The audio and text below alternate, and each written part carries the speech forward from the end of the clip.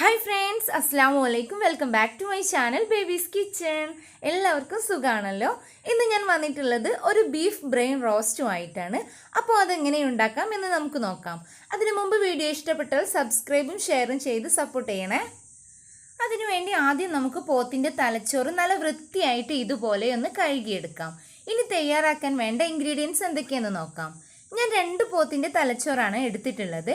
അതിലേക്ക് ഒരു 20ഓളം ചെറിയുള്ളി എടുത്തിട്ടുണ്ട്, ഒരു 5 പച്ചമുളക് എടുത്തിട്ടുണ്ട്, ഒരു വെളുത്തുള്ളി മുഴുവനായിട്ടും എടുത്തിട്ടുണ്ട്, കുറച്ച് കറിവേപ്പില, അതുപോലെ മല്ലിച്ചെപ്പിൻ്റെ ഇല.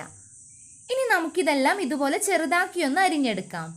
ഇനി നമുക്ക് ഇതുപോലെ ഒരു ഫ്രൈ പാൻ വെച്ചിട്ട് കുറച്ച് വെളിച്ചെണ്ണ ഒഴിച്ചു കൊടുക്കാം. എന്നിട്ട് അതിലേക്ക് 1/2 ടീസ്പൂൺ ഉലുവ ഇട്ട് പൊട്ടിച്ചെടുക്കാം. ഇനി കുറച്ച് കറിവേപ്പിലയും കൂടെ ഇട്ട് പൊട്ടിച്ചെടുത്തിട്ട് അരിഞ്ഞു മാറ്റി വെച്ചിട്ടുള്ള ചെറിയ ഉള്ളിയും വെളുത്തുള്ളിയും പച്ചമുളകും ചേർത്തിട്ട് ആവശ്യത്തിന് ഉപ്പും ഇട്ട് കൊടുത്ത് നന്നായിട്ടൊന്ന് മിക്സ് ചെയ്തിട്ട് ഒന്ന് വഴന്നു വരുന്നത് വരെ അടച്ചു വെക്കാം.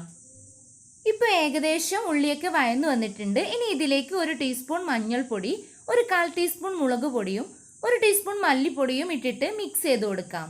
ഇതെല്ലാം ഒന്ന് ചൂടായതിനു ശേഷം ഒരു 1/2 ടീസ്പൂൺ ഗരം മസാലയും ചേർത്ത് കൊടുക്കാം.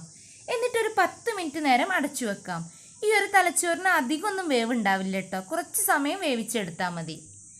ഇപ്പം ബീഫ് ബ്രെയിൻ റോസ്റ്റ് റെഡി ആയിട്ടുണ്ട്. ഇനി ഇതിലേക്ക് അരിഞ്ഞു വെച്ചിട്ടുള്ള മല്ലിച്ചെപ്പ് ഇട്ട് കൊടുക്കാം. അതുപോലെ 1 ടീസ്പൂൺ കുരുമുളക് പൊടിയും ചേർത്ത് കൊടുക്കാം. ഇനി ഫ്ലെയിം ഓഫ് ചെയ്തിട്ട് 1 ടേബിൾ സ്പൂൺ പച്ച വെളിച്ചെണ്ണ ഇതുപോലെ മുകളിലേക്ക് ഒഴിച്ചു കൊടുക്കാം. ബീഫിൻ്റെ ബ്രെയിൻ റോസ്റ്റ് ഇവിടെ റെഡി ആയിട്ടുണ്ട്. പെരുന്നാളിനൊക്കെ കിട്ടുമ്പോൾ ഈ രീതിയിൽ ഒന്ന് ഉണ്ടാക്കി നോക്കണേ. വീഡിയോ ഇഷ്ടപ്പെട്ടാൽ ഷെയർ ചെയ്യാൻ മറക്കരുത്. ഇത് കഴിച്ചിട്ടുള്ളവരും കഴിച്ചിട്ടില്ലാത്തവരും ഒന്ന് കമൻറ്റ് ചെയ്യണേ. അടുത്ത വീഡിയോയുമായി വരുന്നത് വരെ ബൈ ഫ്രണ്ട്സ്.